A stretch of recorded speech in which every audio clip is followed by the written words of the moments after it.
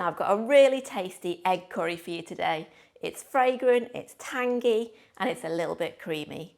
I'm using 6 eggs to feed 4 people, so everybody gets 3 halves each, but you can use more if you like.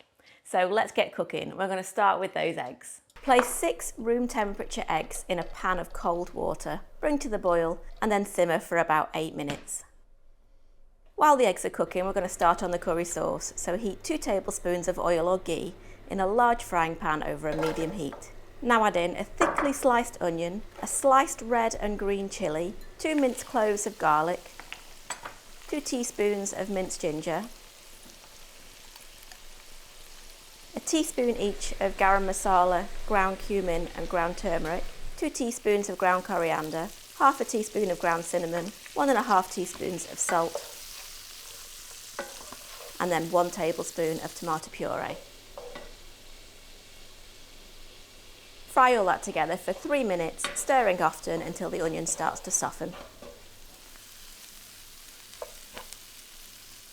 Now add in a diced red and green bell pepper, a 400 gram or 14 ounce can of finely chopped tomatoes, and 200 ml, which is about 3/4 of a cup plus a tablespoon of coconut cream. Stir it all together and bring to the boil, and then simmer for 5 to 6 minutes, stirring occasionally until slightly reduced. Once the eggs are cooked, we're going to remove them from the heat and place them in a bowl of ice water for a couple of minutes. Once the eggs have cooled a little, we're going to peel off the shells and slice the eggs in half.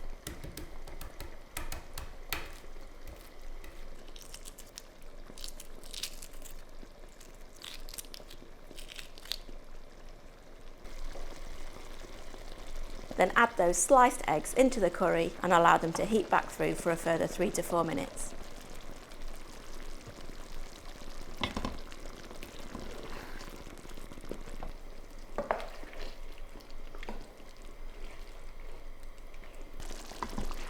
Now turn off the heat and we're ready to serve.